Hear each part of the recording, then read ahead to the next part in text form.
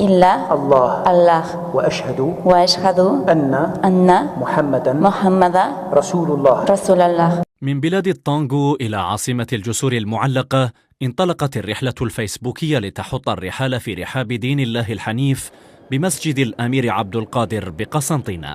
أعلنت الشهادة هنا في مسجد الأمير عبد القادر. كان اسمها نويليا كارينا غارسيا، والآن اسمها جويريا ناصري جويريا. ومن نوليا إلى جويريا، هكذا بدأت القصة الجميلة بين الفتاة الأرجنتينية والإسلام، راضية بأن تجاور أهل مدينة ابن باديس وتدين خير الأديان، بعد أن كانت هناك في الأرجنتين جارة لنجم الكرة الشهير ليونيل ميسي. أنا فرحانة بزاف.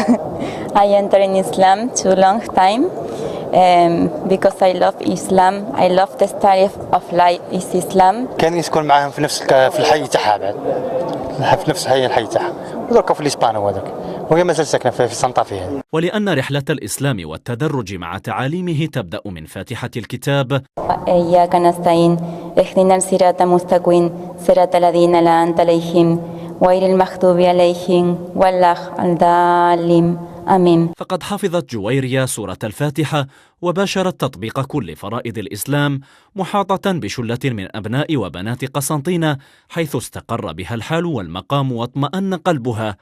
ألا بذكر الله تطمئن القلوب. دخلت جويريا الإسلام من بوابة العالم الأزرق الذي حوله رواد الشبكة إلى موطن للفساد، غير أن ما حدث مع الفتاة الأرجنتينية يؤكد أن الفيسبوك للخير والمبادرات الحسنة لا للشتات ومضيعة الوقت، ويأبى الله إلا أن يتم نوره ولو كره الكافرون.